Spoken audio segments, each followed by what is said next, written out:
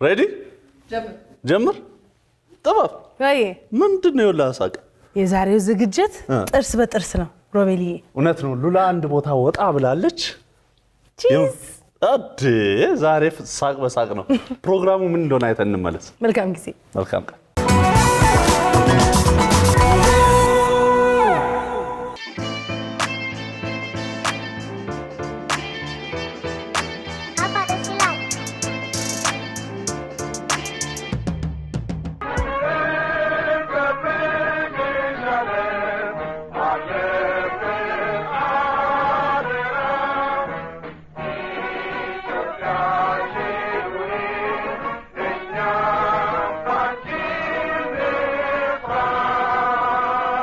ናችሁ ወዳችሁ እንዴት ያለፈ ነው ዛሬ በዓለም አቀፍ ደረጃ ለ13ኛ ጊዜ የሚከበረው የጥርስና የአፍ ጤና አጠባበቅ ቀንን ለማክበር እዚህ ቦሌ አካባቢ የሚገኘው ቦሌ መለስተኛ አንደኛ ደረጃ ትምህርት ቤት ተገኝተናል ጥርሳችንን መጠበቅ ያው የአፍ ጤንነትን በዛውም ደግሞ የጥርሳችንን ጤንነት መጠበቅ ነውና ሲግናል ያዘጋጀው እዚህ ፕሮግራም ላይ ተገኝተናል ምን ይዟል ፕሮግራሙ የሚለው ወደ ውስጥ ገባ ነው ማሳያችሁ አብራችሁ ይቆዩ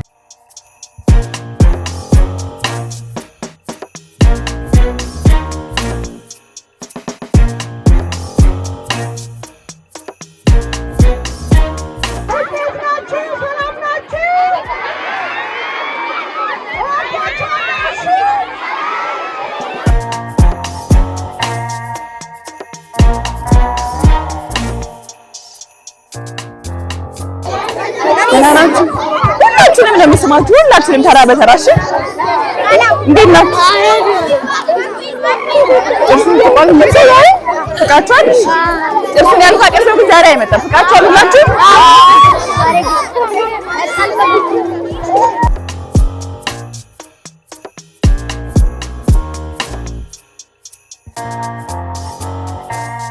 አማን ነው ወይ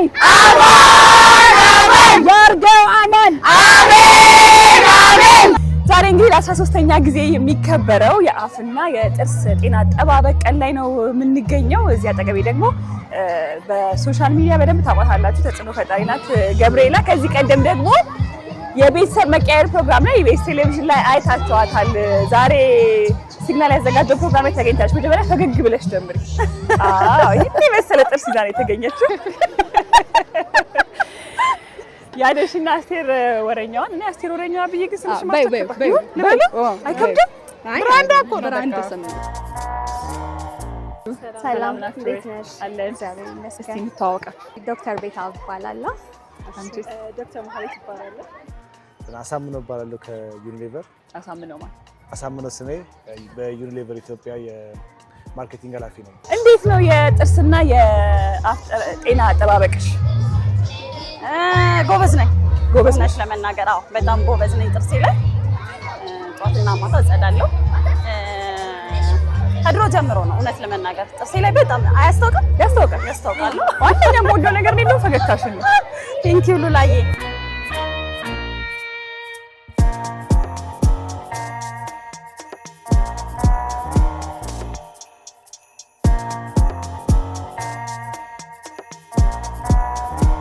ጥርሳችንን ያው በቀን 2 ጊዜ ጧትና ማታ በተለይ የማታዋ በጣም አስፈላጊ ናትና በሲግናል ነው የምንቦርሸው እኔ ቆየው ረጅም ግን ቆየሽ እና ማወቅ የፈለኩት ደግሞ ሌላ ሁለታችሁም ወላጆች ናችሁና የልጆቻችሁን ጥርስስ እንዴት አድርጋችሁ እየጠበቃችሁላቸው ነው ወይ ደግሞ እንዲጠብቁ እያስተማራችኋቸው ነው አታውሪ ነው አልጀመረም መቦረሽ የሷ አልጀመረም ገና ድድ ነው አላደገም ገና እሺ ድድ ነው ግን ድዱን በሲግናል ቡርሽ ማድረግ አልጀመረም ያሷ አልጀመረም ስለዚህ እዚህ ጋር ያለው ነገር የጥርስ አቦራረሽን ለማሳየት ይመስላል ቡርሽም ስለያሽ እንደገና ደግሞ የጥርስና አዎ ትክክል ነሽ ዛሬ ለ13ኛ ጊዜ የሚከበረው የዓለም የአፍ ጤና አጠባበቅ ቀንን በማስመልከት እዚህ ተገኝተን ለልጆች ለማሳየት ነው የመጣነው ምን ይዛችሁልን መጣችሁ ሲግናል ዛሬ የአፍና ጤና አጠባበቅን ተማሪዎችን እያስተማርን ነው ከኢትዮጵያ ጥርስ ባለሙያዎች ማህበር ጋር መሆን ትምህርት ቤቶች ላይ እዚህ ያለነው ቦሌ ህብረተሰብ ትምህርት ቤት ነው ግን 426 ቤቶች ላይ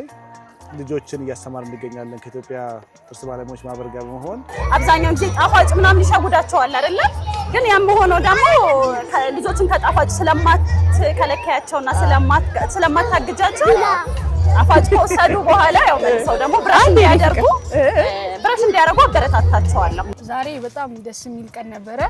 ያው ብዙ ተምረናል ስለ ጥርስ መቦረሽ ጥቅሞቹ፣ ባንቦርሽ ያው ምን አይነት ጉዳት እንደሚደርስብን በደንብ አይተናል። እናም ደግሞ ስለዚህ ነገር በጣም እኛም እናመሰግናችኋለን። እዚህ መታችሁ ይሄን ስላስተማራችሁን ትልቅ ግንዛቤን የሰጣችሁን። እናም ደግሞ ያው እኛም ጥርስ መቦረሽ ጥቅሙን ተረድተናል። እናም ደግሞ ሁሌ እንድንቦርሽ የተሰጠን ግንዛቤ በጣም ጠቃሚ ነበር። ያው ብዙ ልጆችንም አበረታቷል ለመቦረሽ ብዬ አስባለሁ።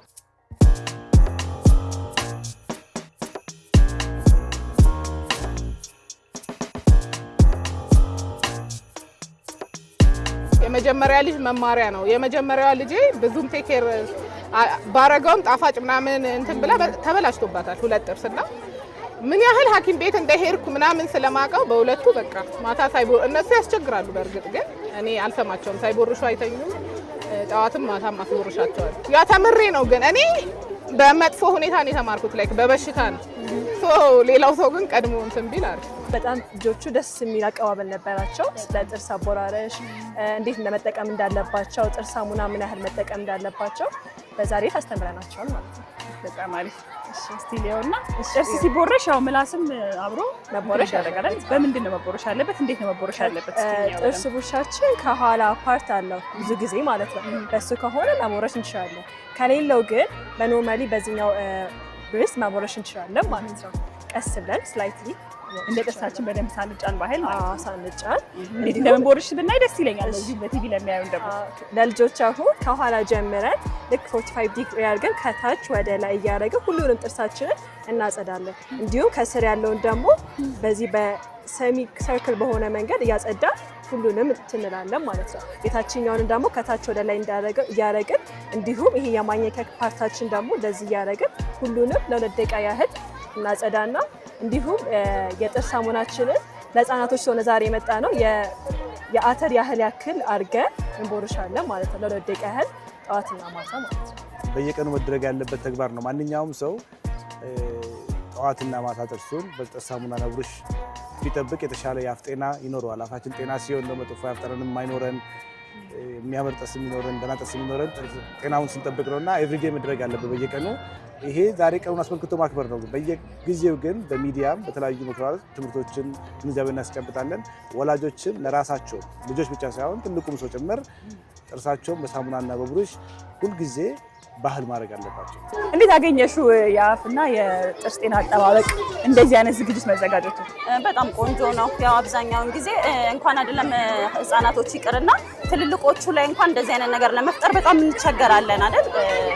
ትንሽ ኖሌጅ ወደኋላ የቀረነን በእንደዚህ አይነት ጉዳይና እንዲህ አይነት ነገር መዘጋጀቱ በአመት ራሱ ባይሆን እላለሁ። የሚገርምሽ ነገር እና ያው አሴ ወላጅ ደግሞ ኤቭሪዴይ ለልጆቻችን ይሄን ኮንሰፕት መስጠት አለብን።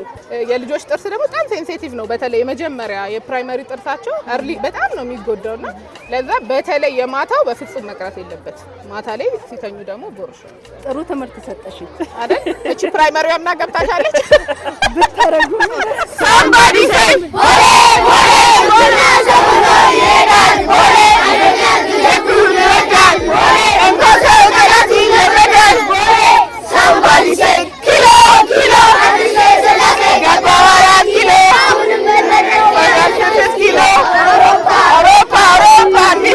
ያው የአፍ ጤና አጠባበቅ ሁሉም ሰው አሁን ግንዛቤ ያለው ብዬ አስባለሁ። ስፔሻሊ ከተማ ላይ ያለ ሰው እና አፋችን ጤናው እንዲጠበቅ ያው በዋነኝነት ጥርሳችንን መቦረሽ አለብን።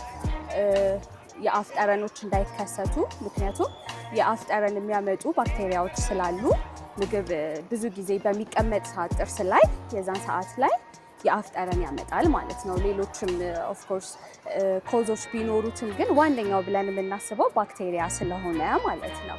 ሶ አንድ ሰው ያው አመጋገቡን ማስተካከል አለበት። ሞር ኦፍ ከጣፋጭ ነገሮችን መቀነስና ይሄ ሄልዚ የሆኑ ኒውትሪሽኖችን መውሰድ እና ደግሞ ሞር ዋተር ድሪንክ ማድረግ ውሃ መጠጣት አለብን ማለት ነው። ሶ እንደዛ በማድረግ ጤናችንን መጠበቅ እንችላለን ማለት ነው።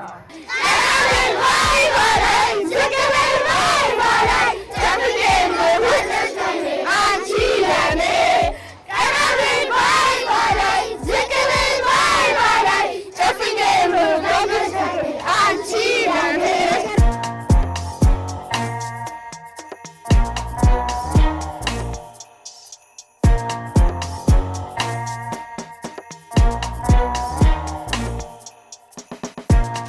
ሃይ ብቻችሁን ከምትነሱ እኛ አብረናችሁን እንነሳ ብለን የመጣ ነው። እንዳይሻልም እስቲ ኖ ገባ እንበል ይበቃናል። ምን ይችላል እንደ ቆንጆ አንቺ ለነገሩ ከኔ ፊት ለፊት ነው ትችላል።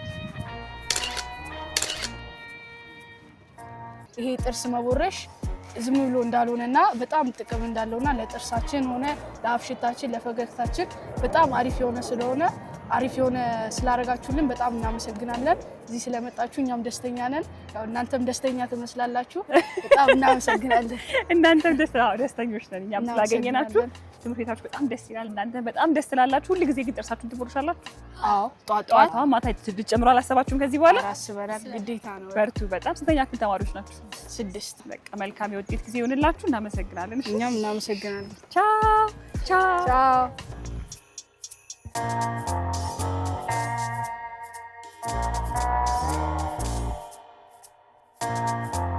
ለማንኛውም ዛሬ ለ13ኛ ጊዜ እየተከበረ የሚገኘው የጥርስና የአፍ ጤና አጠባበቅ ቀንን እዚህ ቦሌ ትምህርት ቤት ተገኝተን እንዲያክብረናል። በያላችሁበት ቀናችሁ ቆንጆ እንዲሆን እየተመኘው በፈገግታ አሰናበታችኋለሁ። ቻው።